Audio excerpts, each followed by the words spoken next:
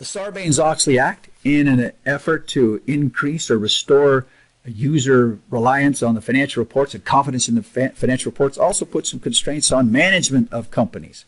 One of the most important and highly visible ones is this. These managers now need to personally certify. So the CEO, the Chief Executive Officer, and the CFO, the Chief Financial Officer, have to personally sign and say, these financial statements are good. As far as, to our knowledge, we are certifying personally that these financial statements fairly reflect the performance and the current financial position of our company. You're personally on the hook. So this is a big deal. You can't just, after the fact, the financial statements are found to be deceptive. The CEO and the CFO can say, well, you know, we didn't do it. Well, you should have known about it because you personally certified those financial statements. Under Sarbanes-Oxley, each publicly traded company is required to have a code of ethics. Got to have a code of ethics. Now, whether they follow the code of ethics, that's another thing, and legislation can only do so much. But Sarbanes-Oxley at least requires that companies get one on the books, hopefully heightening the awareness of ethics in companies.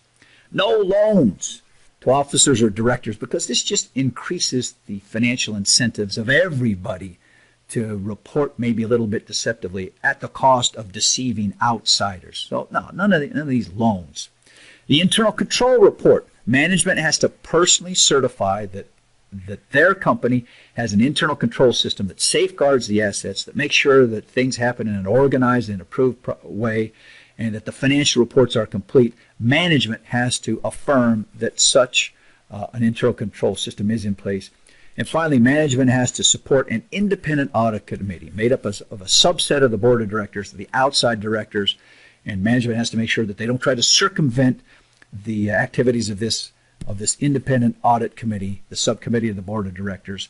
These 5 things are important aspects of the Sarbanes-Oxley Act. Personal certification of the financial statements by the CEO and the CFO. A code of ethics inside a company. No loans between the company and the officers. That internal control report certified by management that they've got a good system of internal controls in place. And finally, that audit committee composed of outside directors that could be an independent voice away from the day-to-day management of the company, where any financial statement concerns can be voiced to this audit committee.